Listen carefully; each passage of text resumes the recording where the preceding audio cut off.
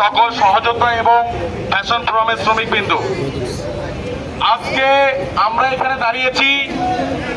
আমাদের চাকরি কোনো নিরাপত্তা নাই, আমাদের কোনো নিরাপত্তা নাই, এবং আমাদের আদৌ চাকরি আছে কিনা এই নিরাপত্তা আমাদের নাই।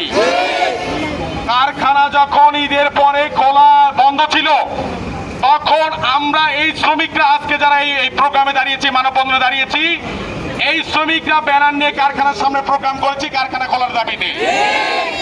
আমার প্রশ্ন একটাই, যদি আমরা কারখানা খোলার দাবিতে দাঁড়িয়ে থাকি, কারখানা খোলার পক্ষে দাঁড়াই থাকি, তাহলে কেন আমাদের চাকরি থাকবে না এবং কি কারণে আমাদেরকে বের করা হলো?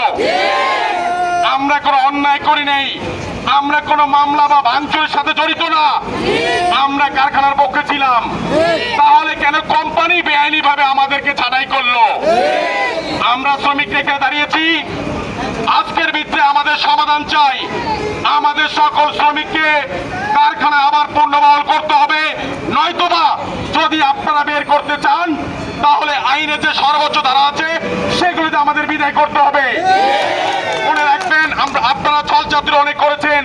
সামনে একটা ঈদ, আমরা শ্রমিকদের পেটে ভাত নাই, আমরা ঘর ভাড়া দিতে পারছি না, দোকান বাকি দিতে পারছি না, আমরা চলতে পারছি না, আমাদের সন্তানরা স্কুলে যেতে পারছে না, বাড়িওয়ালারা আমাদেরকে ঘরে ঢুকতে দিচ্ছে না, তারা দেওয়া আমাদের ঘরে ঢুকতে আমরা ভাড়া দিতে পারছি না, দোকান বাকি দিতে পারছি না।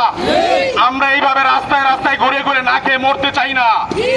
আপনারা সমাধান দিবেন, হয় আমাদের চাকরিতে আবার পুনর্বহাল করবেন, তা না হলে দেনা বানাদি আমাদের পরিশোধ করে দিবেন। যাই, এখানে আমাদের অনেক